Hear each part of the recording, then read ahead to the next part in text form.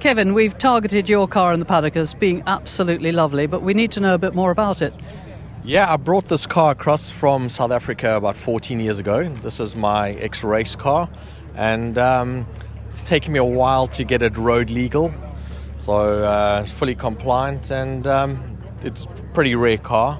They only made 208 of these. It's a Group E regulation. Unfortunately, this has been modified. What engine has it got? What engine did it have when you raced it? It had various engines. It was a 3-litre, and our categories were pretty open, so it's increased its size to a 3.7. Wow. But most purists might frown upon that, but But you have fun in it. I have fun, and I got an original one which I dare not touch. But I love this, and yeah. Well, that's great. Were you successful? Yeah. Not my driving. I just had more power to get me out of trouble. I think you're being modest. So anyway, so the actual car, the engine's been changed around, and you've still got full harness and everything. Are you going to compete in it? No. Days of competing are over, unfortunately. Why? But I might get back to it. But I might just do a hill climb and a few things, and we'll see. But it's still ready to be. It's just a few hours work and you can put on the track and go race. Not a problem. I mean, the cars like this ought to be seen in public, and if you don't want to actually race and risk them, go sprint and hill climbing. I'm not worried about if I put it on the track. I'm prepared if it gets written off. That's the way it is. It's always been the attitude. When racing, as soon as you go onto the track, you've got to know that you could lose your car immediately, and that's what it is. So yeah, I know that, and so does everybody with a classic car. But I mean, obviously you drive it up to and on the limit, but hopefully not too much over it. For me, I used to sit around probably the 9/10s because I could never trust myself in the 10/10s. But yeah, I just was always more safety conscious on it. It's probably it does always enter the back of your head of losing a priceless. Have you got family that share the car? No, I don't have family that share the car. So no, it's not an easy car to drive. I have to admit, it is not easy. Why?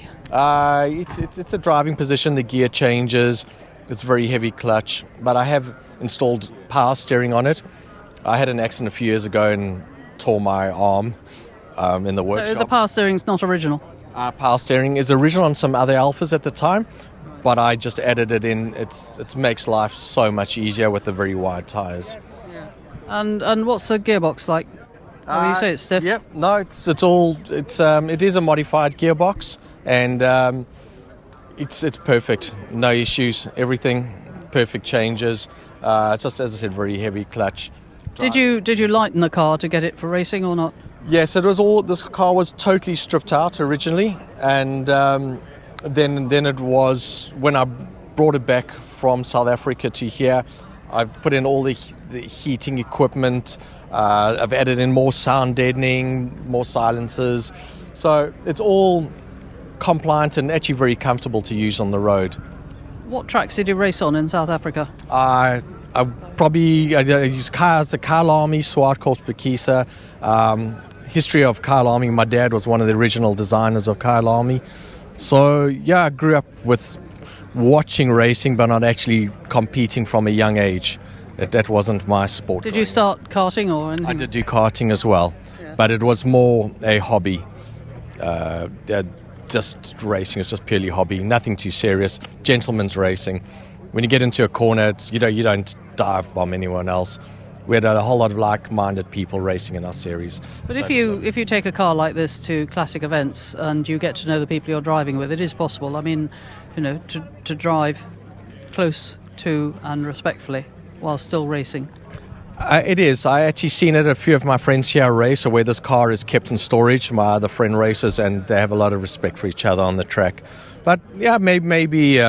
In a few years' time, I won't say a few, that's too far away, maybe next year, get it out onto the track. But the regulations here are quite different in terms of the guys run much bigger size tyres, and which give you a better edge for racing. I prefer to keep it on old classic 15-inch size tyres, so it would push you towards the back. But again, if it's about enjoying, not about the winning. Well, I'm going to take this opportunity to bully you and say, get out there. Get on. You're fit and well. You've got a fabulous car. Needs to be seen. You could have some fun in it. Yeah, definitely. I'm going to push myself, get it there. It's just sitting there doing nothing. Do it. Thank On you, record. thank you. Promise? Yeah, I'll do it. Go on then.